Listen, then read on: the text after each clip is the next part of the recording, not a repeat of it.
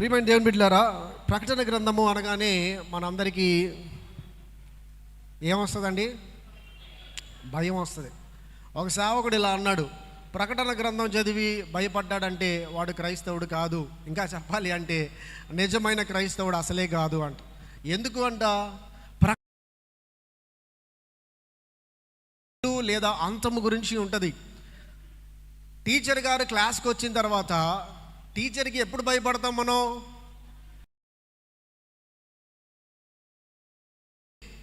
ఏమన్నా అయిద్దేమో అని అన్నప్పుడే అమ్మో టీచర్ వస్తున్నాడని భయపడతాం.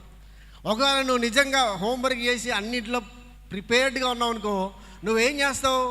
ఎప్పుడెప్పుడు టీచర్ వస్తారు, ఎప్పుడెప్పుడు నా హోంవర్క్ నేను చూపించాలా, ఎప్పుడు నేను వెరీ గుడ్ అనిపించుకోవాలా, ఎప్పుడు నేను క్లాప్స్ కొట్టించుకోవాలా అని మనస్సుతో హృదయంతో ఎదురు చూస్తుంటా. ప్రకటన గ్రంథం కూడా అలాంటిదే. నీకు భయం వేసింది అంటే దాని అర్థం ఏంటంటే నీ హోంవర్క్ నువ్వు ఇంకా హల్లెలూయా.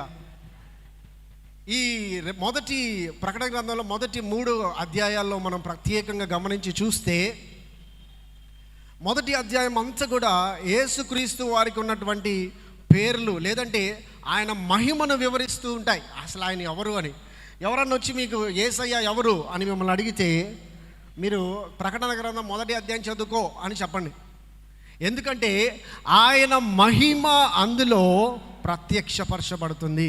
మనందరికీ తెలిసిన యేసుక్రీస్తు వారు ఎవరు? సువార్తల్లో ఉన్నటువంటి యేసుక్రీస్తు వారు. అంతే, అవునా కదా? అమ్మ నన్ను చూడండి, అందరూ మీకోసం వచ్చా వాక్యం చెప్పడానికి. పౌడర్ తగ్గినా పర్లేదు, చూడండి. యేసుక్రీస్తు వారు ఆయన యొక్క మహిమను మనలో చాలామందికి తెలియదు. మనందరికీ తెలిసిన యేసుక్రీస్తు ఎవరంటే సువార్తల్లో ఉన్నటువంటి యేసయ్య. యోహాను రాసిన సువార్త కానివ్వండి, మత్తయి, మార్కు, లూకా, వీళ్ళు చెప్పిన యేసయ్య మనకు ఎక్కువ తెలుసు. కానీ ఆ ప్రకటన గ్రంథంలో యోహాను గారికి ప్రత్యక్షపరచబడిన యేసయ్య మనలో చాలామందికి తెలియదు. దాని విషయమై ఈరోజు నేను మీతో మాట్లాడాలని ఆశపడుతున్నాను. అందరం కూడా మనం ఇప్పుడు చదివిన లేఖన భాగము ఈ మొదటి అనగా 2-3 అధ్యాయాల్లో, ఈ 2-3 అధ్యాయాల్లో ఎన్ని సంఘాలకి ఉత్తరాలు రాశారండి? 7 సంఘాలకి. ఎన్ని? ప్రతి సంఘానికి రాసిన ఉత్తరంలో అంటే ఈ ఉత్తరము యేసుక్రీస్తు వారు ఆ సంఘంలో ఉన్నటువంటి అక్కడ ఉన్న దూతకు వారికి రాసి పంపుచున్నది అని రాయబడి ఉంటుంది. ఇప్పుడు మనం చదవబోతున్నాం. అయితే అసలు ఉత్తరం ఏమిటి, ఎందుకు, ఇవన్నీ మనం గమనించాలి అంటే ఈరోజు మనకి సమయం సరిపోదు. ఎందుకంటే మనందరం టైం ప్రకారం పరిగెడుతున్నాం కాబట్టి వాటన్నిటిని వివరించడానికి నాకు సమయం లేదు. ఒకవేళ మీకు ఆసక్తి ఉంటే ఇంటికి వెళ్ళినాక ప్రతి ఉత్తరాన్ని క్షుణ్ణంగా మీరు చదవండి. అయితే ఈరోజు ప్రభు నన్ను ప్రేరేపించి మీతో మాట్లాడమని తెలియపరిచినటువంటి ఆ ఉత్తరము లేదా ఆ సంఘం ఏమిటంటే చివరిది అయినటువంటి లవోదికీయ సంఘము. ఈ సంఘము గురించి ఉత్తరము దేవుడు ఏమని రాస్తున్నాడు? యేసుక్రీస్తు వారు మొదటి అధ్యాయంలో ఏదైతే ప్రత్యక్షతలని చెప్పానో ఆయన గురించి ఆయన నోటి మాట ద్వారా ఆ సంఘానికి రాసి పంపించినటువంటి ఉత్తరం. అయితే ఇవన్నీ ఇక్కడ ఇవ్వబడిన సంఘాల పేర్లు ఆ దినములలో అక్కడ ఉన్నటువంటి నిజముగా సంఘములు ఏర్పరచబడినటువంటి సంఘాలే. అయితే ఆత్మీయంగా మనం ఎదురు చూసి ఆత్మీయంగా మనము దూరదృష్టితో మనం గమనిస్తే కనుక ఇవన్నీ కూడా మనందరి జీవితాల్లో మనం ఏదో ఒక సంఘం కేటగిరీ కిందకు వస్తాం. మనం అర్థమైన వాళ్ళే హల్లెలూయా చెప్పండి. ఈ 7 సంఘాల్లో ఏదో ఒక పరిస్థితిలో మనం ఉంటాం. ఈరోజు మనం నేర్చుకోబోతున్నది ఈ 7వ సంఘం. మీరు ఇంటికి వెళ్ళాక 7 సంఘాల గురించి చదివితే అందులో మనం దేంట్లో ఉన్నామో, మనం ఎలాగ సరి చేయబడాలో అందులో రాయబడి ఉంటుంది. సో ఇప్పుడు 7వ సంఘం గురించి మనము ప్రారంభించుకుందాం. 3వ అధ్యాయంలో నుంచి 14వ వచనం చూడండి. అందరూ కూడా పరిశుద్ధ గ్రంథాలు తీయాలి. ఒకవేళ మీ దగ్గర బైబిల్స్ లేకపోతే కొన్ని బైబిల్స్ ఇక్కడ ఉంటాయి, దయచేసి తీసుకోనండి. ప్రకటన గ్రంథం 3వ అధ్యాయం 14వ వచనము.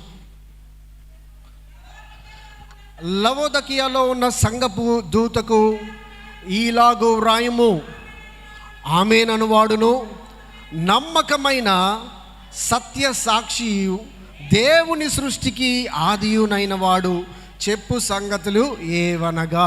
చాలు. సో ఈ సంఘానికి ఉత్తరం రాస్తున్నారు. మీలో ఎంతమంది ఉత్తరం రాశారు? ప్రేమలేఖల గురించి అడగట్లా. చిన్నప్పుడు నన్ను మా అక్కని చెన్నైలో డాడీ మిషనరీగా ఉన్నప్పుడు హాస్టల్లో వేశారు మమ్మల్ని. అక్కడ చెన్నైలో హాస్టల్లో మేము చదువుకుంటున్న రోజుల్లో మాకు ఫస్ట్ ఏం నేర్పించారంటే ఉత్తరం ఎలా రాయాలో నేర్పించారు. సో మనం పాత స్కూల్లో చిన్నప్పుడు చదువుకునేటప్పుడు కూడా ప్రతి ఉత్తరానికి ఒక ఫార్మాట్ ఉంటుంది. ఇప్పుడంటే మనకి ఉత్తరాలు రాసేవన్నీ వెళ్ళిపోయినాయి. ఇప్పుడు అసలు కవర్ లేవు, పోస్ట్ కార్డులు లేవు, ఎన్వెలప్లు లేవు. మీలో అసలు ఈ తరం వారికి అయితే ఎన్వెలప్ అంటే ఏంటో కూడా చాలామందికి తెలీదు. ఆ కాలంలోనే ఉత్తరాలు రాస్తూ ఉండేవాళ్ళు. ఈ ఉత్తరాలు రాసే ఫార్మాట్లో ఎలా ఉంటుంది అంటే సింపుల్గా 2 విషయాలు జ్ఞాపకం చేసుకోండి. ఎవరు ఎవరికి రాస్తున్నారు, అంతే కదా. ఎవరు ఎవరికి రాస్తున్నారు. సో మేము చిన్నప్పుడు మా మమ్మీ డాడీకి రాసినప్పుడు డియర్ పేరెంట్స్ అని రాపించేవాళ్ళు. సో వాళ్ళని అడ్రస్ చేస్తూ.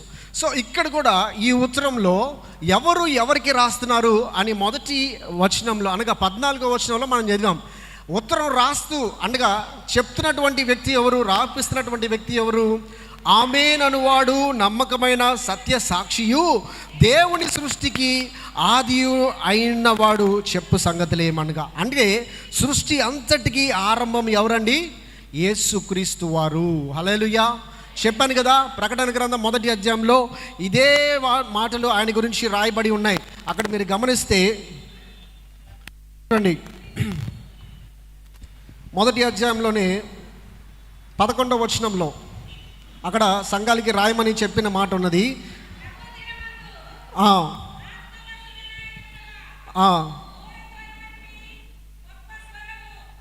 5వ వచనానికి వచ్చేయండి.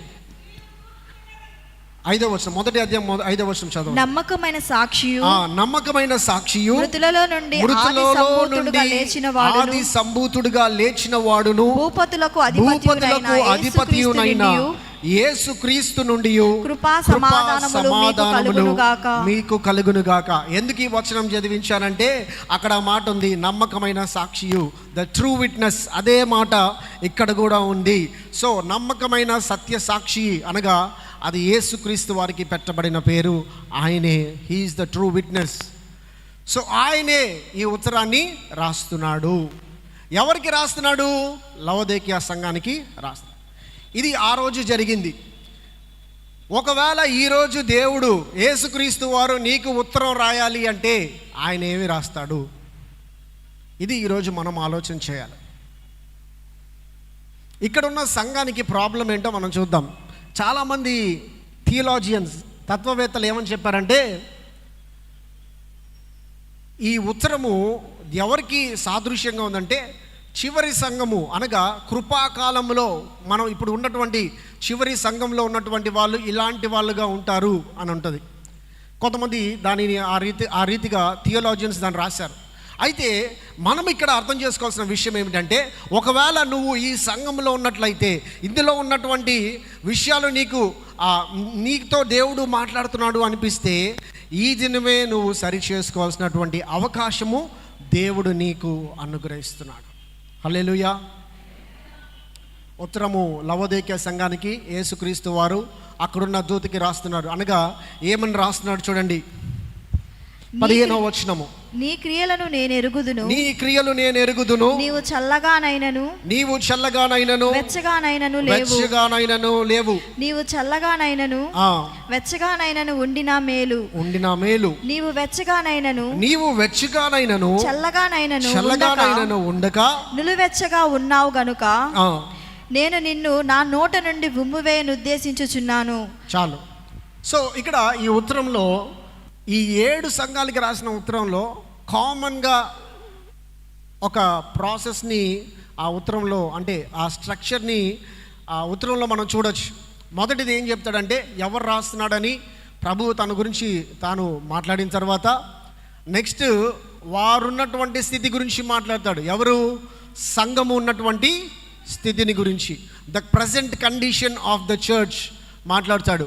ఆ తరువాత ఏం మాట్లాడతాడు అంటే ఆ స్థితిలో నువ్వు ఉన్నావు కాబట్టి నీ మీదికి రాబోయేది ఏంటి? తీర్పు మాట్లాడతాడు. పాపం గురించి మాట్లాడతాడు, తీర్పు గురించి మాట్లాడతాడు. తర్వాత ఏం చెప్తాడంటే ఇన్స్ట్రక్షన్, అంటే నువ్వు ఏమి చెయ్యాలి అనేది చెప్తాడు. నువ్వు అది గనక చేస్తే నువ్వేమి పొందుకుంటావు చెబుతాడు. ఈ 4 విషయాలు జాగ్రత్తగా మీ మనసులో ఉంచుకోండి. మొదటిది ఏం చెప్తాడు? నువ్వు ప్రస్తుతం ఉన్న నీ పరిస్థితి ఏంటి అనేది చెప్తాడు. రెండోది ఏం చెప్తాడు? ఆ పరిస్థితి వలన, అనగా నీ పాపంలో ఉన్న పరిస్థితి వలన నీకు వచ్చేటువంటి శిక్ష లేదంటే పనిష్మెంట్ ఏంటో చెప్తాడు. మూడోది ఏం చెప్తున్నాడు? దానిని సరి చేసుకోవడానికి నువ్వేం చేయాలి అనేది చెప్తాడు. నాలుగోది ఏం చెప్తాడంటే నువ్వు సరి చేసుకుంటే నీకు రాబోయేటువంటి దీవెనేంటో చెప్తాడు. సో ఈ సంఘముతో రాసినప్పుడు ఆయన ఏం చెప్పాడో, మొదటిది ఆల్రెడీ మనం చదివాం. ఏమన్నాడు? ఆరిలో ఉన్నటువంటి ఆ తప్పు, ఆ పాపము ఏంటో చెప్తా ఉన్నాడు. దేవుడికి ఏం తెలుసంట? నీ క్రియలు నేను ఎరుగుదును. హల్లెలూయా. ఎలా ఎరిగి ఉన్నాడు ఆయన అంటే, ఆయన మన క్రియలను చూస్తున్న దేవుడిగా ఉన్నాడు. నువ్వు చేసే ప్రతి క్రియ ఆయన చూస్తూ ఉన్నాడు. అందుకని అంటాడు కదా, మనమందరం మరణించిన తర్వాత మనం సంపాదించుకున్న ఏవి మనతో రావు, కానీ ఏమొస్తాయి మన వెనకాల? మన క్రియలు మాత్రము మన వెనకాల వస్తాయి. అది కీడైనను మేలైన, మంచి అయినా చెడైనా మొత్తం చిట్ట అక్కడిప్పబడుతుంది. నువ్వు ఫిజికల్గా సంపాదించుకునేది ఏమీ నువ్వు తీసుకెళ్ళలేవు, కానీ ఆయన కొరకు నువ్వు చేసిన ప్రతి క్రియ. అందుకని మన పాస్టర్ గారు ఎప్పుడు చెప్తుంటాడు, మన జీవిత కాలము చిన్నదే, ఒకటిసారే ఉంటుంది, తక్కువ సమయము, అన్నీ గతించిపోతాయి, కానీ ప్రభు కొరకు చేసింది మాత్రము శాశ్వత కాలం నిలుస్తుంది. హల్లెలూయా. ప్రభు కొరకు చేసేది శాశ్వత కాలం నిలవడం అంటే దాని అర్థం ఏంటి?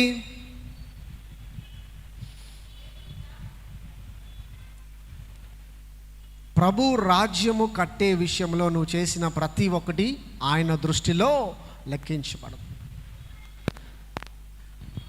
నువ్వు ఇచ్చిన ప్రతి కానుక, లేదంటే నువ్వు చేసిన ప్రతి పని ప్రభు దృష్టిలో అంగీకారంగా ఉందనుకోండి. అందుకే అంటాడు, యేసయ్య ఏమంటాడు తెలుసా?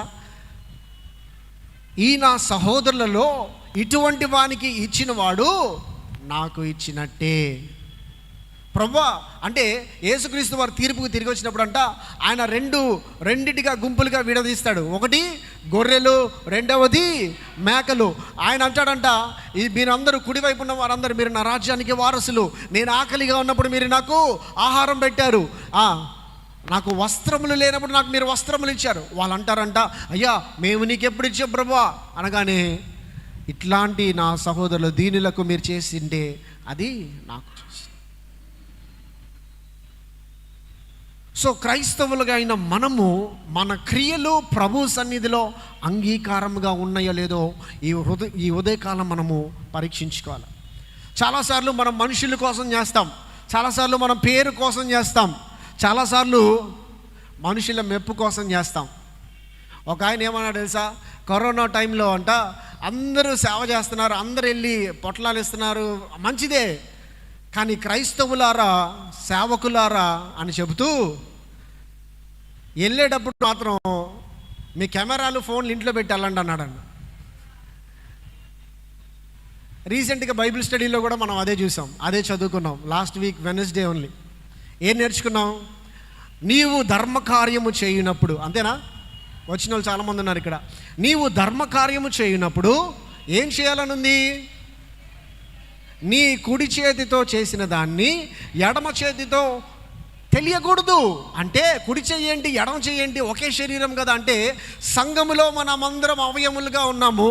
నేను చేసిన మేలేంటో, ఎంత ఇచ్చానో ఏంటో పక్కనున్న నీకు తెలియకుండా నేను చేయాలా? హల్లెలూయా.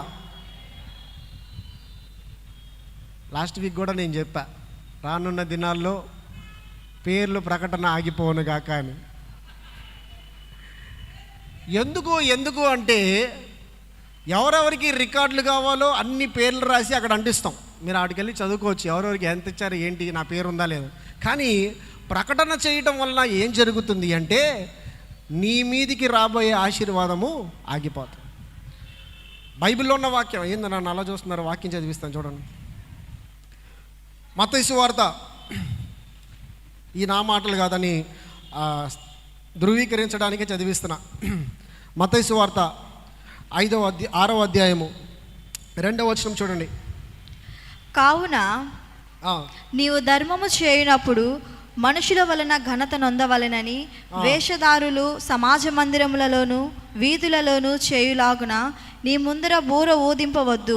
బూర ఊదడం అంటే అనౌన్స్మెంట్లు అన్నమాట.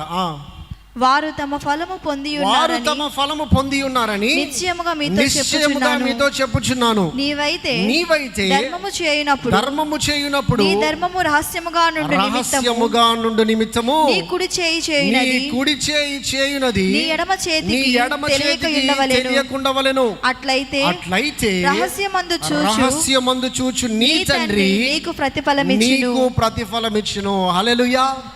2 ప్రతిఫలాలు ఉన్నాయి. ఒకటి మనిషి ఇచ్చేది, రెండోది దేవుడు ఇచ్చేది. మనిషి ఇచ్చేది ఎలా ఉంటుంది చెప్పనా? ఈరోజు నువ్వు ఇచ్చావు, వెరీ గుడ్ అని చప్పట్లు కొడతాడు. రేపు నువ్వు ఇవ్వలేదనుకో, ఏమి ఇచ్చావా అంటాడు నిన్నే. మనుషులు అంతే కదండి. మనం మంచిగా ఉన్నంతకాలం, వాడికి అన్నీ చేసినంతకాలం నీకు మించిన వాడు లేడరా అంటాం. వాడి దగ్గర నుంచి మనకి సహాయం ఆగిపోయింది అనుకో, ఆడు మనకు ఫోన్ చేయడం మానేస్తాడు, మళ్ళీ పట్టించుకోవడం మానేస్తాడు. కానీ ప్రియమైన దేవుని బిడ్డ, ఈ ఉదయకాలం దేవుడు మాట్లాడుతున్న మాట ఏంటంటే, నేనిచ్చు ప్రతిఫలము నీకు కావాలి అంటే నీ క్రియలు రహస్యముగా జరిగించు. హల్లెలూయా. నేను ఎంతో సంతోషం చెప్తున్నాను. మన సంఘంలోనే చాలామంది స్త్రీలు నా దగ్గరికి వచ్చి, అయ్యా చిన్న కానుకే, నా పేరు వద్దయ్యా, దేవునికి ఇవ్వండి అయ్యా, పేర్లు చదవకండి అయ్యా. పాపం కమిటీ వాళ్ళ ప్రాబ్లం ఏమొచ్చి ఎవరు ఇచ్చారు ఏంటి ఇచ్చారని ఒక బ్యాచ్ వచ్చి అడుగుతారు. వాళ్ళ కోసం తప్పట్లేదు ప్రకటనలు మనకి. అందుకని అన్న, సంఘముగా ఒకవేళ నీకు లిస్ట్ కావాలా, ఒకవేళ నీకు లెక్కలు కావాలా, కమిటీ వాళ్ళు అందరు ఇక్కడే ఉంటారు, లెక్కల బుక్ ఓపెన్గా ఉంటుంది, మీరు ఎప్పుడైనా వచ్చి ఏదైనా వచ్చి అడగచ్చు. సంఘంలో మాత్రము ప్రకటన చేయటం వల్ల మన మీదకి వచ్చే మేలు ఆశీర్వాదం మనమే కోల్పోతాం. అసలు ఇది ఎక్కడి నుంచి వచ్చింది అంటే, పాతకాలంలో నుంచి ట్రెడిషన్ ఇది.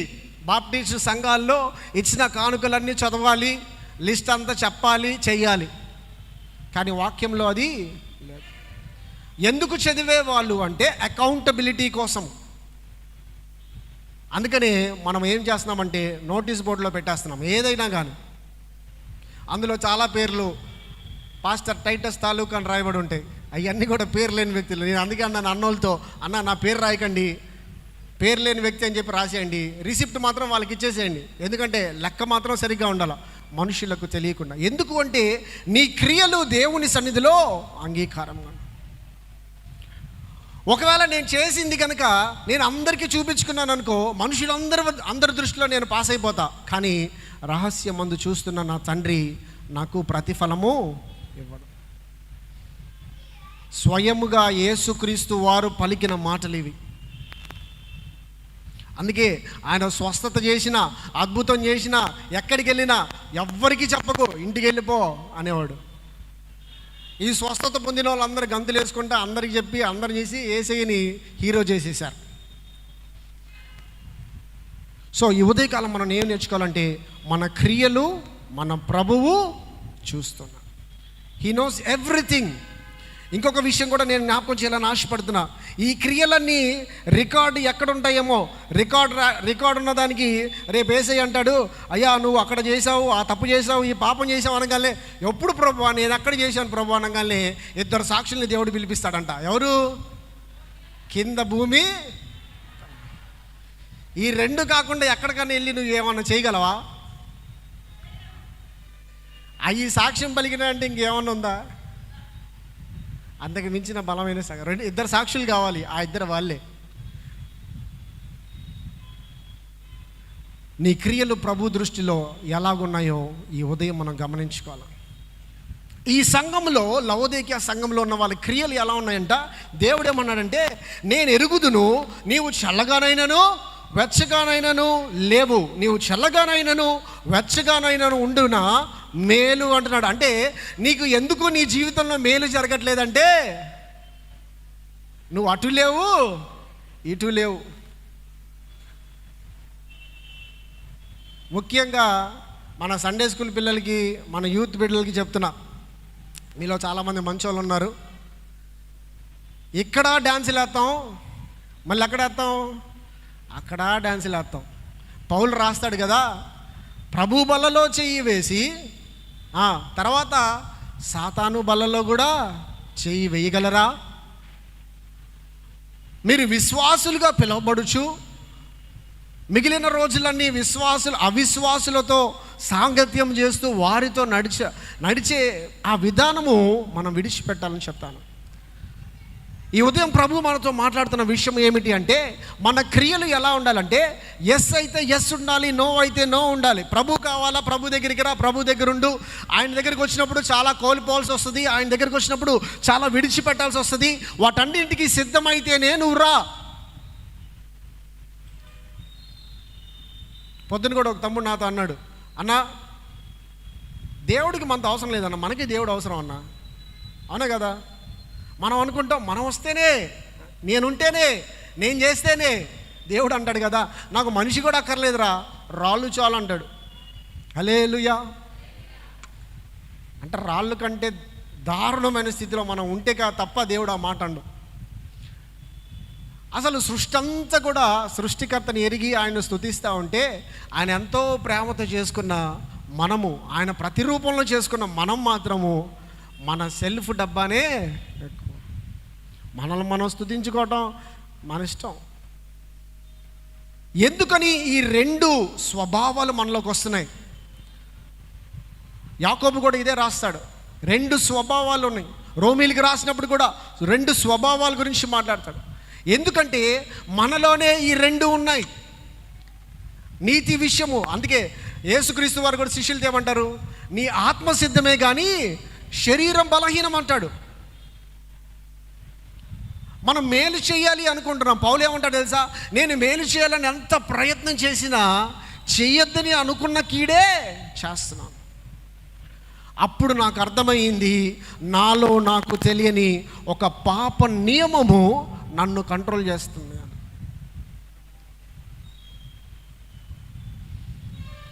పెద్ద పెద్ద ఆఫీసుల్లో, బిల్డింగుల్లో మీరు చూస్తే, నేను కువైట్లో ఒక బిల్డింగ్ చూసా, అల్ హమ్రా అని, చాలా పెద్దది. ఆ దేశం అంతట్లో అది చాలా పెద్ద కింగ్ బిల్డింగ్ అనమాట. ఆ బిల్డింగ్ మొత్తానికి మెయిన్ హార్ట్ సెంటర్ ఏంటి తెలుసా, మధ్యలో ఉన్న 3-4 ఫ్లోర్లు. ఆ 3-4 ఫ్లోర్లలోనే అందులో నుంచి వెళ్ళే పవర్ కానీ, అందులో నుంచి వెళ్ళే ఇవన్నీ, అది సెంటర్ అనమాట. బిల్డింగ్ ఎంత పెద్దదైనా కానీ, అందుకే మీరు గమనిస్తే ట్విన్ టవర్స్ మీరు అందరూ చూశారు కదా. సెప్టెంబర్ 9/11 ట్విన్ టవర్స్ అని యుఎస్లో, అమెరికాలో టెర్రరిస్టులు 2 విమానాలు తీసుకెళ్ళి ఆ టవర్స్ను కూల్చేశారు. మీరు జాగ్రత్తగా గమనిస్తే వాళ్ళు దానిని ఢీ కొట్టిన ఆ ప్రదేశము కరెక్ట్గా సెంటర్లో ఉంటుంది. ఆ పిల్లర్స్కి, ఇప్పుడు బిల్డింగ్లో ఉన్న వాళ్ళు మనం చూస్తే ఎంత పెద్ద బిల్డింగ్ కట్టినా ఎక్కడుంటుంది కరెక్ట్గా దాని బలము, శక్తి అంతా ఆ పునాది, ఆ పిల్లర్స్లో ఉంటుంది. దాన్ని కొడితే ఎంత పెద్దదైనా పడిపోవాల్సింది. ఈ ఉదయం మనం నేర్చుకోవాల్సిన విషయం ఏంటంటే, ఆ సెంట్రల్ ప్రాసెసింగ్ యూనిట్ మన జీవితాల్లో ఏదైతే ఉన్నదో అది కరెక్ట్గా స్థిరముగా ఉండగలిగితే, అది వాక్యం చేత కట్టబడగలిగితే, ఇదే విషయాన్ని రాత్రి మనం ఏం నేర్చుకున్నామంటే సిద్ధపాటులో, యేసుక్రీస్తు వారే పునాది. నువ్వు చల్లగానైనా నువ్వు వెచ్చగానైనా ఎందుకు లేవు అంటే, చల్లగా ఉండడం అంటే ఏంటో నీకు తెలియదు, వెచ్చగా ఉండడం అంటే ఏంటో నీకు తెలియదు. ఎందుకు తెలియదంటే, నువ్వు బైబిల్ తీయవు, నువ్వు వాక్యం చదవవు, అసలు బైబిల్ తీసుకురాని కూడా తీసుకురావు. రాత్రి కూడా ఈ ఉదాహరణ మీకు చెప్పా. 3 రకాల వ్యక్తులు ఉంటారు క్రైస్తవుల్లో. ఇప్పుడు లేటెస్ట్గా, అదివరకు ఎన్ని కోతులు ఉండేయండి? 3 కోతుల గురించి మీకు తెలుసుగా. 3 కోతులు ఏం చేస్తాయి చెప్పండి? 1 చెడు వినరాదు, ఇంకోటి ఇప్పుడు రీసెంట్గా జెన్జీలో వచ్చినటువంటి కోతి ఒకటి ఉంది, 4వ కోతి. ఏం చేస్తుంది? అది చేతిలో ఫోన్ పట్టుకొని కూర్చుంది. హల్లెలూయా. అప్పట్లో ఫోన్ లేదు కాబట్టి ఆ 4వ కోతి మనకు కనమల్లా, ఇప్పుడు అది వచ్చిందనమాట. అలాగే ఈ తరంలో బైబిల్ విషయంలో ఈ 4 ఉన్నాయన్నమాట. మొదటి 3 చెప్తాను, జాగ్రత్తగా గమనించండి. మొదటి వ్యక్తి ఎవరు అంటే, ఈ సంఘంలో బైబిల్ తీసుకొని వస్తారు. కొంతమంది అయితే చర్చిలో ఎలాగ పడి ఉంటాయి కదా, మనకెందుకులే. నేనైతే అసలు ఇంజనీరింగ్ వచ్చిన దాకా కూడా బైబిల్ మోయడం అంటే నామోషి. బయట వాళ్ళు ఎవరైనా చూశారనుకో, ఏంది వీడు, ఆ బైబిల్ ఏంది, వాడేంది అని అనుకుంటారని బైబిల్ కూడా పట్టుకొని వచ్చేవాళ్ళం కాదు. అప్పట్లో మాకు ఫోన్లు కూడా లేవు, ఫోన్లో వాక్యం చూడడానికి చేతులు ఊపుకుంటూ వచ్చేవాళ్ళం. ఈ మొదటి వ్యక్తి వాక్యము వారికి జీవితంలో లేదు, చేతిలో పట్టుకొని వస్తారు. కొంతమంది ఆదివారమే తీస్తారు, ఆదివారం ఉదయం పాస్టర్ గారు చెప్తారు కదా, దుమ్ము దులిపి తీసుకొని వస్తారు.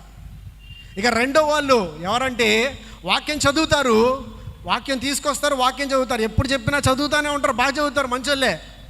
కానీ ఎక్కడ దాకా వెళ్ళిద్ది వాక్యం? ఎక్కడ దాకా వెళ్ళిద్ది? ఎక్కడ దాకా? ఇక్కడ దాకా వాక్యం వెళ్ళిన తర్వాత డిబేట్లు ఎప్పుడు కూర్చోకండి, దెబ్బలు తిని వస్తారు మీరు. ఇక్కడ దాకా వెళ్ళిందంటే ఏం జరుగుతుంది తెలుసా? ఇక్కడ దాకా వాక్యం వెళ్ళే వాళ్ళకే మంచి చెడులు అనేది పూర్తి జ్ఞానము వారికి తెలియదు. ఏదైనా ఒకటేలే, ఏదైనా సరేలే, ఏదైనా ఏమైందిలే అని అనుకుంటారు. అందుకే పౌలు కూడా అంటాడు, మనస్సుతో ప్రార్థన చేస్తును, ఆత్మతోనూ ప్రార్థించు. ఇక మూడో వాళ్ళు ఎవరంటే బైబిల్ చదువుతారు, మనసులోకి వెళ్ళిద్ది, మనసులో నుండి నెక్స్ట్ స్టేజ్ ఎక్కడికి వెళ్ళిద్దంటే హృదయంలోనికి వెళ్ళదు. ఈ హృదయమే నేను చెప్తున్నటువంటి సెంట్రల్ ప్రాసెసింగ్ యూనిట్. మన జీవితాల్లో జరిగేవన్నీ కూడా ఎక్కడ జరుగుతాయంటే హృదయంలోనే జరుగుతాయి. అందుకే దేవుడు కూడా అంటాడు కదా, నా బిడ్డ నీ హృదయాన్ని నాకు ఇవ్వు. ఈ హృదయమే అన్నిటికంటే మోసకరమైనది.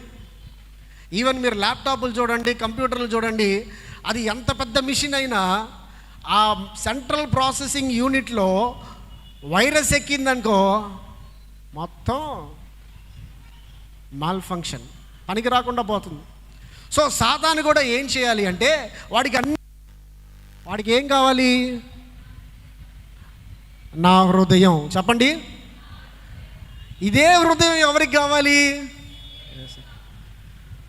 సో మన జీవితాల్లో ఈ రెండే ఆప్షన్లు. చూడుము, నీ ఎదుట జీవమును మరణమును నీ ఎదుట పెట్టా. నువ్వు సాతాను చేతిలో నీ హృదయాన్ని పెట్టావో నాశనమే, దేవుని చేతిలో నీ హృదయాన్ని పెట్టావో శాశ్వతమైన ఆశీర్వాదం పొందుకుంటావు. హల్లెలూయా.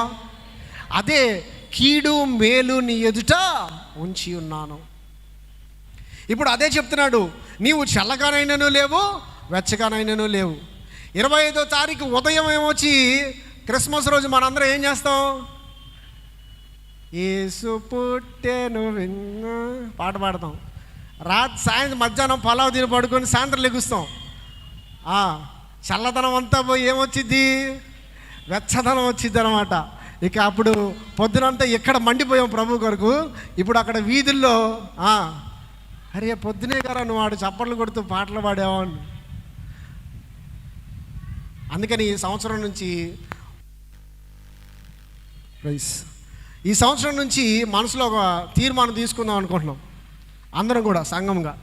25వ తారీఖు పొద్దున ఆరాధన అయిపోయిన తర్వాత 25వ తారీఖు సాయంత్రము కూడా ఏదో ఒక ప్రోగ్రాం మనం పెట్టుకుంటే వేరే వాడు ప్రోగ్రాం పెట్టుకోవడానికి లేకుండా పోతుంది. హల్లెలూయా. ఆలోచనే ఆ పాటలు ఈ పాటలు వేసే బదులు దేవుని పాటలకే చల్లగానైనాను లేవు ఉండు, లేదంటే వెచ్చగానైనాను. ఆదివారం రాగానే ఈడ ప్రభు కొరకు మిగిలిన రోజులన్నీ కూడా ఎక్కడ?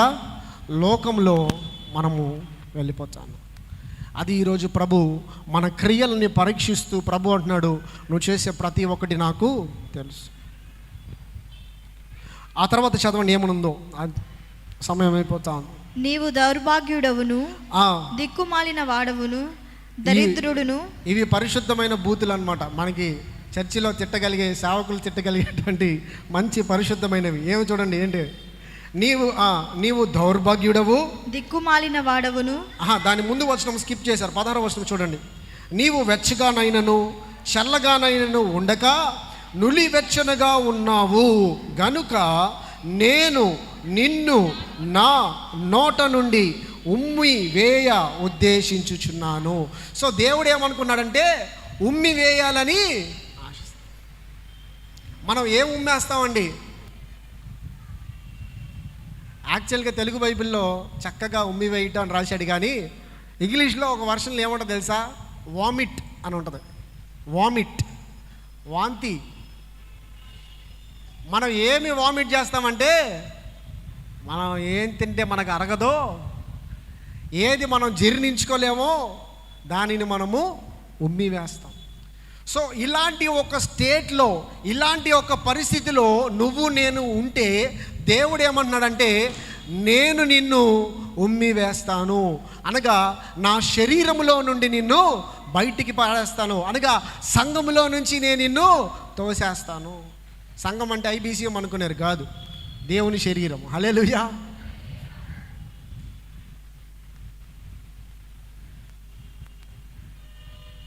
మనందరికీ ఇది ఒక వార్నింగ్. దేవుడు మనకి సమయం ఇస్తున్నాడు, మన క్రియలు మనము సరి చేసుకోవాలి. లేని ఎడల ఆయన ఉమ్మి వేయడానికి ఉద్దేశము కలిగి ఉన్నాడు. He still thinking about it. అవకాశం ఇవ్వాలని ఆశపడుతున్నాడు. అయ్యో వీడికి ఎంత సమయం ఇచ్చినా, ఎన్ని అవకాశాలు ఇచ్చినా, అరే రారా, మారురా, నీ జీవితాన్ని విడిచిపెట్టరా, అరే నీ పాత జీవితాన్ని విడిచిపెట్టి నా యొద్దకురా, నేను ఆశీర్వదిస్తానని పదే పదే దేవుడు ఆయన సేవకుల ద్వారా, వాక్యం ద్వారా, అనేక మాధ్యమముల ద్వారా దేవుడు దర్శిస్తున్నప్పటికీ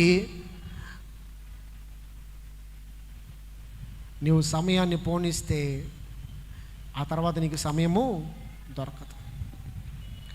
అప్పుడు ఏమన్నాడంటే, నీవు దౌర్భాగ్యుడవును, దిక్కుమాలిన వాడువును, దరిద్రుడును, గుడ్డివాడువను, దిగంబరుడునై ఉన్నావని ఎరుగక నేను ధనవంతుడను, ధనవృద్ధి చేయుచున్నాను, నాకేమీ కొదువు లేదని చెప్పుకొనుచున్నాను. అసలు మ్యాటర్ ఏమిటంటే, ఇది ఎలా ఉంటుందంటే, బెంచ్ కార్ ఉంది, పెట్రోల్ కొట్టించుకోవడానికి డబ్బులు లేవు అన్నట్టు ఉంటుంది మ్యాటర్. 15,000 20,000 బట్టి కింద మీద పడి కొత్త ఫోన్ కొనుక్కుంటాం, నెల తిరగంగానే రీఛార్జ్ చేయడానికి 200 ఉందాం మన దగ్గర. అర్థమైందా పరిస్థితి? బయటికి కనిపించే విషయాల్లో మనం ధూమ్ ధామ్ అని అనుకుంటాం, కానీ అసలైంది నీ దగ్గర లేదు. పెట్రోల్ కొట్టించుకోవడానికి డబ్బులు లేనప్పుడు నా దగ్గర బెంచ్ కారు ఉంటే నేను ఏం చేసుకుంటానండి? షెడ్డులో పడేసుకోవటం తప్ప. ఆ విషయముల మీద దృష్టి ఉంచు. బేసిక్గా నువ్వు దరిద్రుడవు, గుడ్డోడివి, నువ్వు ఎటు నడుస్తున్నావు నీకు తెలియట్లా, కానీ నువ్వు అనుకుంటున్నావు నేను రైట్ మార్గంలో ఉన్నా, ఐఎమ్ రైట్, ఐఎమ్ కరెక్ట్ అని నీ సర్టిఫికేట్ నువ్వే వేసుకుంటావు. ప్రభు అంటున్నాడు, నిన్ను నువ్వు సరి చేసుకో అని చెప్పి ఏమన్నాడంటే 18లో, నీవు ధనవృద్ధి చేసుకున్నట్లు అగ్నిలో పుటము వేయబడిన బంగారమును, నీ దశమూల సిగ్గు కనబడినట్లు ధరించుకొనుటకు తెల్లని వస్త్రములను, నీకు కనుదృష్టి కలుగునట్లు నీ కనులకు కాటుకను నా యొద్ద కొనుమని నీకు బుద్ధి చెప్పుచున్నాను. సో 3 విషయాలు మనం ఈరోజు చూసాము. సమయం లేదు కాబట్టి నేను ముగించేస్తాను. వచ్చే వారం మరింతగా దీని గురించి ప్రభు నాకు అవకాశం ఇస్తే వివరిస్తాను. సో తప్పేం చేస్తున్నారు? వాడికి దగ్గర ఉన్నటువంటి పాపం ఏంటి? చల్లగానైనను వెచ్చగానైనను లేరు. రెండవది ప్రభు ఏమని చెప్తున్నాడు? నీవు చల్లగానైనా వెచ్చగా లేకపోతే నీ మీదకి రాబోయే తీర్పేంటి? నేను నిన్ను ఉమ్మి వేస్తాను. అందుకనే నేను నిన్ను ఉమ్మి వేయకూడదు అంటే నువ్వేం చేయాలి అంటే, నా దగ్గరకు వచ్చి బంగారాన్ని నువ్వు కొనుక్కో అని బుద్ధి చెప్తాను, నేర్చుకో అని దేవుడు చెప్తాను. సత్యమేంటో నీకు తెలియకున్నప్పుడు నువ్వేమీ చేయలేవు. వాక్యమేంటో నీకు తెలియనప్పుడు నువ్వు దేవుల్లో ఎదగలేవు. నువ్వు ఎందుకని నిలబడలేకపోతున్నావు? ఎందుకు మంచి చేయాలన్నా నువ్వు ఎందుకు చేయలేకపోతున్నావు అంటే, శరీరాన్ని జయించేది మనం ఇంకా నేర్చుకోలే. శరీరాన్ని ఓడించడం, శరీరాన్ని జయించడం, సాతాన్ని ఎదిరించడం మనం నేర్చుకోగలిగితే ఇవన్నీ కూడా మనము ఈజీగా సాతాన్ని కానీ మనం గెలవగలం. హల్లెలూయా. ఇదే విషయాన్ని ఇంకొక సంఘానికి అక్కడ రాసినప్పుడు ఏం చెప్తాడు చూడండి. ఆ వచనం చదివేసి నేను ముగిస్తా. రెండవ అధ్యాయంలో, ప్రకటనలోనే 2వ అధ్యాయంలో స్ముర్ణ అనే సంఘానికి రాస్తున్నాడు 8వ వచనంలో. ఆ సంఘానికి రాస్తూ 9వ వచనం చూడండి ఏమన్నాడో. నీ శ్రమను దరిద్రతను నేనెరుగుదును, అయినను నీవు ధనవంతుడవే. చాలు. హల్లెలూయా. అక్కడేమొచ్చి ఇప్పుడు ఇక్కడ ఈ లవోదికీయకు రాసినప్పుడు ఏమని చెప్పాడు? నువ్వు ధనవంతుడు నువ్వు అనుకుంటున్నావు, కానీ నువ్వు దరిద్రుడివి. కానీ ఈ సంఘానికి రాసినప్పుడు ఏమన్నాడు? నీ శ్రమ, నీ కష్టము, నీ బాధలు ఇవన్నీ నాకు తెలుసు, అయినను నీవు ధనవంతుడు. ప్రియమైన దేవుని బిడ్డ, ఒకటే గుర్తుపెట్టుకోండి, ఈ లోకంలో ధనవంతులుగా బ్రతికిన వాళ్ళు, ధనవంతులమని అనుకుంటున్న వాళ్ళు అందరూ రేపు ఎక్కడుంటారు? అబ్రహాం రొమ్మునేమొచ్చి లాజరు ఉన్నాడు, ధనవంతుడేమొచ్చి. అందుకని యేసయ్య అంటాడు కదా, దొంగలు దొంగిలించలేని, పురుగు తినివేయలేని చోట నీ ధనాన్ని నువ్వు సమకూర్చు. సో అక్కడ ధనాన్ని సమకూర్చుకోవాలంటే ఈ లోకంలో ప్రభువుని నువ్వేం అడగాలి? అయ్యా నా జీవితంలో కొంచెం శ్రమ పెట్టయ్యా, నా జీవితంలో కొంచెం కష్టం పెట్టయ్యా. అందుకే కీర్తనకారుడు తెలివిగా ఓ మాట అన్నాడు, ఏమన్నాడు? ఎక్కువ ఇచ్చేస్తే నేను మర్చిపోతా, అలా అని మొత్తం తీసేస్తే నేను తిట్టుకుంటా, ఇవన్నీ వద్దులే కానీ నాకు ఎంత కావాలో అంత ఇవ్వు చాలు ప్రభువా అని అడిగాడట. హల్లెలూయా. అందుకనే దేవుడు కూడా ప్రసంగిలో రాస్తాడు కదా, సుఖ దుఃఖములను కలిపి దేవుడిచ్చాడు. మనం ఏం నేర్చుకోవాలంటే, సుఖముగా ఉన్నప్పుడు దేవుని స్తుతించడం నేర్చుకోవాలా, దుఃఖంలో ఉన్నప్పుడు కూడా దేవుని స్తుతించుట నేర్చుకో. అదే పౌలు కూడా అంటాడు, ఏమంటాడు? అన్నీ కలిగి ఉండట ఎరుగుదును, ఏమీ లేని స్థితి నేను ఎరుగుదును, అన్నీ ఆయన వల్ల కలిగినవే, ఆయనకే మహిమ కలుగునుగా. కానీ దేవుణ్ణి స్తుతించడం నేర్చుకుంటాడు. ఈ ఉదయకాలం నా ప్రభు మనతో మాట్లాడుతుంది ఏంటంటే, నువ్వు ధనవంతుడు అని నువ్వు అనుకుంటున్నావు, నేను కరెక్ట్గానే ఉన్నానులే, నేను వాక్యంలో కరెక్ట్గానే ఉన్నానులే, నేను పరిశుద్ధతలో కరెక్ట్గానే ఉన్నానులే అన్ని విషయాల్లో. కానీ నీకు ఏం తెలియట్లేదంటే, రహస్యమందు చూస్తున్న నీ తండ్రిని సంతోషపెడుతున్నావు లేదో నువ్వు చూడట్లా. ఎందుకంటే ప్రతిఫలం ఇచ్చేది ఆయన.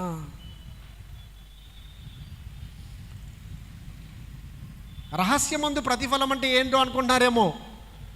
సమయం వచ్చినప్పుడు ఎవరైతే ప్రభు దృష్టిలో తగ్గించుకుంటారో, సమయం వచ్చినప్పుడు ప్రభు వారిని హెచ్చిస్తాడు.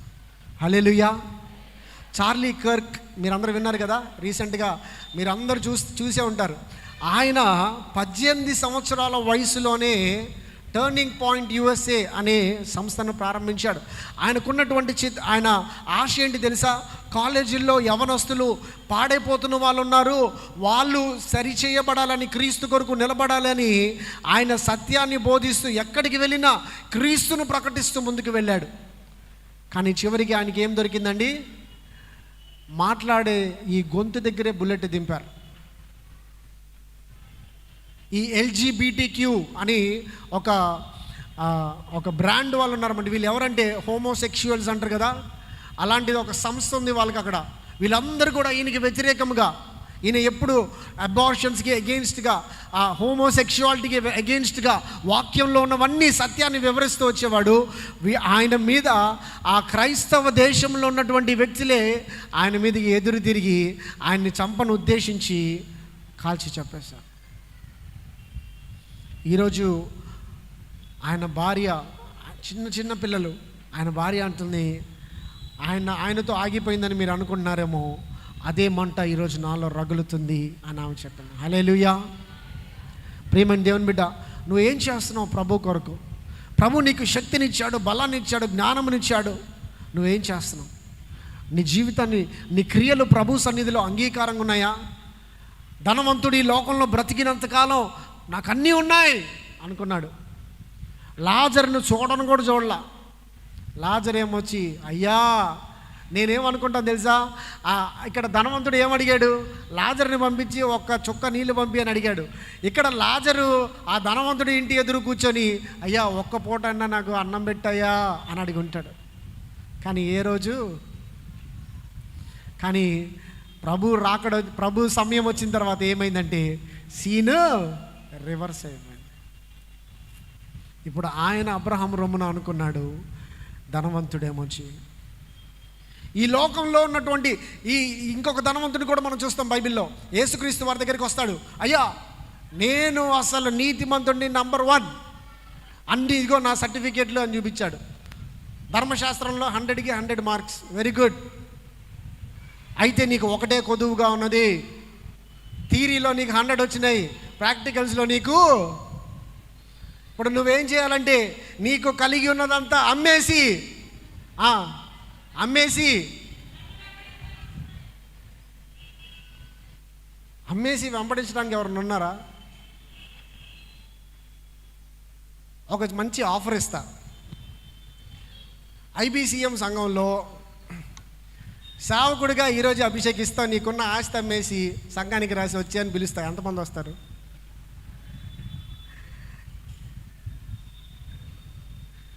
ఊరికే అంటున్నాను లేండి, పాస్టర్ గారు రాసిమ్మన్నారని అడిగారు బయటికి వెళ్ళిన తర్వాత. మీకు వందనాలు. ప్రభు ఆ రోజు ఆయన అదే అడిగాడు, అయ్యా నువ్వు అన్ని విషయాల్లో నంబర్ 1 రా నాయన, అసలు వాక్యం వెరీ గుడ్, అయితే నీకు ఒకటే కొదువుకుంది, నువ్వు ఏదైతే సంపాదించుకున్నావో అన్ని విడిచిపెట్టు, నన్ను వెంబడించు అన్నాడు. ఆయన ఏమనుకున్నాడు తెలుసా? ఏసైనా వెంబడిస్తే నాకేం వచ్చిద్ది, నాకున్న స్టేటస్ పోయిద్ది, నాకున్న డబ్బులు ధనవంతా పోయిద్ది, జనాలు నన్ను పట్టించుకోరు, చెయ్యి అంటారు, ఈయన వెనకాల తిరిగితే నాకేముంటుంది, అద్భుతం జరిగినప్పుడు 2 రొట్టెలు ఎత్తాడు, లేదంటే సముద్రంలోకి దోసేసి వరదలు తెప్పిస్తాడు, ఇదిగో నేను ఉన్నానుగా అంటాడు. మనకెందుకు వచ్చింది జీవితం? ఎలాగో నేను ధర్మశాస్త్రం ప్రకారంగా నీతిమంతుడినే కదా అన్నాను. ఆయన తల వంచుకొని దుఃఖపడి వెళ్ళిపోయాడు. ఆ ఒక్కటి ఏది నీ జీవితంలో కొదువై ఉన్నదో అది నువ్వు ప్రభువుని అడుగు, అది నువ్వు చేయగలిగితే నువ్వు ఆయన్ని వెంబడించవచ్చు. హల్లెలూయా. ఏదో నేను వచ్చాను కదా ప్రభా పద వెళ్దాం అనేసి సగం దూరం వెళ్ళాక ఇప్పుడే ఉండయ్యా నేను వస్తానని అంటకెళ్ళడానికి లేదు. ఒకసారి నా గట్టి మీద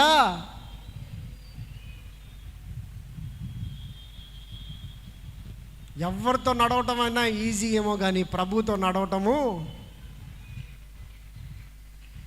అందులోనూ ధనవంతుడిగా ఉండి వచ్చి బ్రతకడం చాలా కష్టం.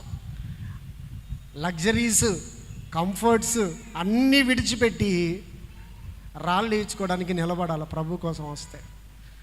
అదే విషయాన్ని ఈ స్ముర్ణ సంఘానికి రాశాడు. ఏమనంటే, నీ శ్రమను నీ దరిద్రతను నేను ఎరుగుదును, అయినను నువ్వు అక్కడ ధనవంతుడివి. హల్లెలూయా.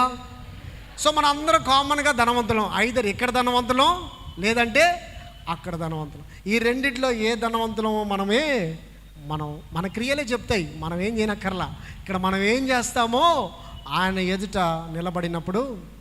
కానీ ఏమన్నాడంటే, ఇక్కడ గనక నువ్వు చల్లగానైనను వెచ్చగానైనా లేని ఎడల నేను నిన్ను ఉమ్మి వేస్తాను. ప్రియమైన దేవుని బిడ్డ, మళ్ళీ నీకు అవకాశం దొరుకుతుందో లేదో నాకు తెలియదు. సమయం చాలా ఎప్పుడు అయిపోతుందో. మనం అసలు ఇప్పుడు ఎలాంటి కాలంలో ఉన్నామంటే, గుండెపోటు అనేది ఒకప్పుడు 70-80 దాటితే వచ్చేది, ఇప్పుడు చిన్న పిల్లలకి గుండెపోట్లు వస్తున్నాయంట. అసలు వైద్య శాస్త్రంలో ఉన్న వాళ్ళకి అర్థం కావట్లేదు ఏంటిది అని. చిన్న పిల్లలకి గుండెపోట్లు అంటే ఏ సమయంలో ఏది జరుగుతుందో మనకి తెలియదు. అందుకే ప్రభు పిలుస్తున్నాడు. మనలో పాపం విస్తరిస్తున్న కొలది, శాపం మన మీదకి వస్తున్న కొలది దేవుడు ఏం చేస్తున్నాడంటే కృపను విస్తరింపజేస్తున్నాడు, నీకు అవకాశాలు ఇస్తున్నాడు, నీకు వాక్యం వినిపింపజేస్తున్నాడు, నీకు మరలా ఛాన్స్ ఇస్తున్నాడు. కానీ మనం ఏం చేస్తున్నామంటే అవసరానికి వాడుకొని ప్రభువుని మళ్ళీ విడిచిపెడతాం. ఒంట్లో బాగాలేనప్పుడే దేవుడు, అప్పుల్లో ఉన్నప్పుడే దేవుడు, అన్నీ బాగుంటే చర్చికి వెళ్ళడానికి, ఉద్యోగం లేనసేపు ప్రభా ఉద్యోగం అని ప్రార్థన చేసావు, పాస్టర్ గారు ప్రార్థన చేశారు, సంఘం ప్రార్థన చేశారు, ఉద్యోగం వచ్చింది, ఆదివారం నుంచి కనబట్ల. ఏంటంటే ఓవర్ టైము పోనీ ఆడ సంపాదించుకుంటా. అందుకే అడిగేటప్పుడు దేవుని జాగ్రత్తగా అడగండి. నేనైతే ఏమని చెప్తా తెలుసా, ఏ ఉద్యోగమైనా అండి, నా దేవుడు నాకు ఉద్యోగం ఇస్తే ఆదివారం మాత్రం నేను పని చేయను, ప్రభుకి ఇచ్చేస్తాను అనే తీర్మానం తేలండి. అది ఎంత పెద్ద ఉద్యోగం అయినా సరే ప్రభు ఇంకా మెండుగా దీవిస్తాడు. హల్లెలూయా. సో అడిగే విషయంలో కూడా మీరు జ్ఞానం కలిగి ప్రభుని అడగాల. ఈ ఉదయం ప్రభు మన జ్ఞాపకం చేస్తుందండి, అంటే చల్లగానైనా నుండు వెచ్చగా, అప్పుడే నీకు మేలు జరిగిద్ది. నువ్వు వెచ్చగా ప్రభు కొరకు, దేవుని కొరకు ఒక మార్గంలో, ఒక రైట్ పాత్లో వాక్యానుసారంగా నువ్వు వెళితే అప్పుడు దేవుడు నీకు మేలు చేస్తాడు. లేని ఎడల నేను నిన్ను ఉమ్మివేయ ఉద్దేశించుచున్నాను. సో ఈ స్థితిలో నుంచి మనం బయటికి రావాలి అంటే, ఈ స్థితిలో నుంచి సరి అయిన మార్గంలోకి రావాలి అంటే అది ఎలాగూ అనేది ప్రభు చిత్తం అయితే మనందరం బ్రతికుంటే, నేను కూడా ఉంటే వచ్చే వారము ప్రభు సన్నిధిలో మీకు వివరించాలని ఆశపడు. అప్పుడు దాకా నేను ఆగలేను పాస్టర్ గారు అంటారా, ఇంటికి వెళ్ళంగానే బైబిల్ తీయండి, చదవండి, అన్నీ అందులోనే ప్రభువు ఉంచారు. ప్రార్థన చేసుకుందాం. కళ్ళు మూసుకోండి, తల వంచి ఉదయకాలం ప్రభు మనతో మాట్లాడిన ఈ కొద్ది మాటల్ని జ్ఞాపకం చేసుకుంటూ ప్రభు ఒకటే హెచ్చరిక ఇస్తున్నాడు మనకి, చల్లగానైనాను ఉండు, వెచ్చగానైనాను ఉండు.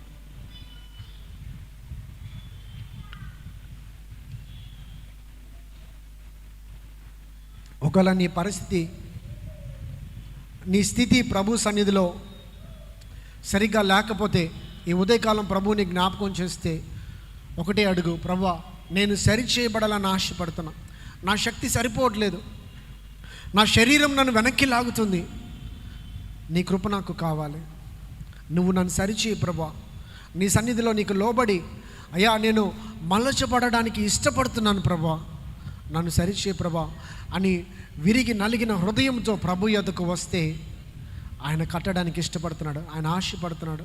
నీ హృదయాన్ని తెరిచి ప్రభుని అడుగుతావా, అయ్యా ఈ పాప జీవితం నాకు ఇక చాలు, నేను ఏది సంపాదించుకున్నా, ఎన్ని పొందుకున్నా, ఏది నాతో శాశ్వతంగా ఉండదు అయ్యా, నువ్వు మాత్రమే అయ్యా, నీవిచ్చు దీవెనే, రహస్యమందు దీవించి నీ దీవెనే నాకు శాశ్వతం గనుక అయ్యా నన్ను సరిచేయండి అని హృదయాల్లో మీరు పరీక్షించుకుంటూ ప్రభుని అడగండి. పరిశుద్ధ ప్రేమగల తండ్రి నీ కొందనములు నాయన, అయ్యా తండ్రి ఈ సెప్టెంబర్ మాసంలో ప్రభా అయ్యా 3వ వారము అయా పరిశుద్ధ దినము నీ సన్నిధిలో చేరి అయ్యా నిన్ను స్తుతించి ఆరాధించి ప్రభా నీ సన్నిధిలో వాక్యం చేత సరి చేయబడుటకు మాకు మీరు ఇచ్చినటువంటి గొప్ప కృపను బట్టి, అవకాశం బట్టి నేను స్తుతిస్తున్నాం నాయన.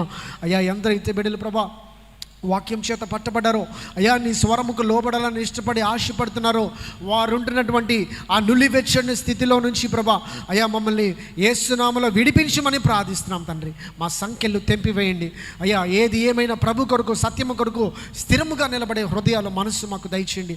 అట్టి దృఢమైనటువంటి నిశ్చయిత మా హృదయాలు మీరు కలిగించండి ప్రభా.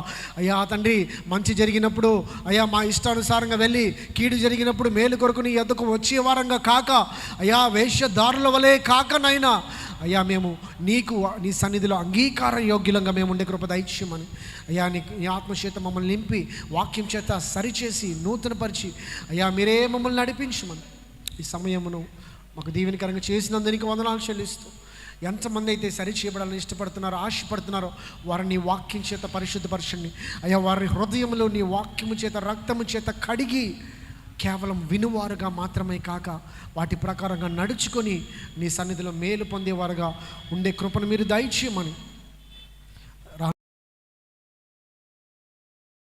మేము విజయము పొంది జయించి నీతో పాటు సింహాసనమందు కూర్చుండే కృపను మాకు అందరికీ దయచేసి ఉన్నారని మేము నమ్ముచు విశ్వాసంతో నిన్ను స్తుతిస్తూ నిన్న నేడు ఏకరీతిగున్న ప్రభును రక్షకుడైన యేసుక్రీస్తు వారి అతి శ్రేష్టమైన నామంలో ప్రార్థించి సమస్తం అడిగి పొందుకొనుచున్నాం మా ప్రియ పరలోకపు తండ్రి, ఆమేన్.